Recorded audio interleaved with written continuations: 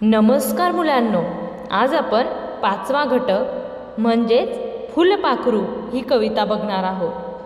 चला तर मग ऐकूया आणि गाऊया.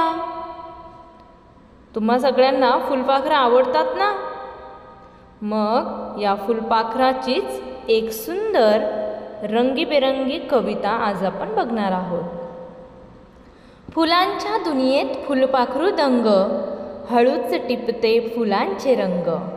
फुलांच्या दुनियेत फुलपाखरू दंग, हळूच टिपते फुलांचे रंग. फुलपाखराचा रंग किती छान असतो, फुलांसारखा वेगवेगळा रंग असतो की नाही?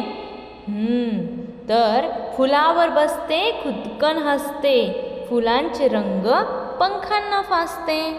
फुलावर बसून फुलपाखरू खुश होतं आणि त्या फुलाचा जो रंग आहे त्या रंगात विलीन होतो, म्हणजेच त्या रंगासारखा रंग आपल्या पंखांना तो घेतो.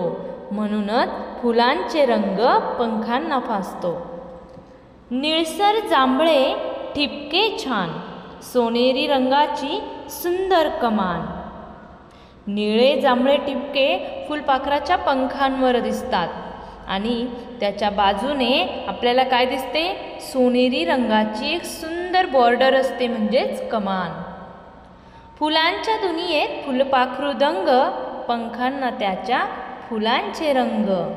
फुलांच्या दुनियेत फुलपाखरू दंग, पंखांना त्याच्या फुलांचे रंग. म्हणजेच फुलांच्या दुनियेत तो एकदम दंग होऊन जातो आणि स्वतःच्या पंखांना देखील कशाचे रंग असतात? ज्या फुलांवरती तो बसतो त्या सर्व फुलांचे रंग काय करतो? तो स्वतःला घेतो. तर मुलांनो, ही कविता आपण आता पुढच्या घटकात चालीवर म्हणूया.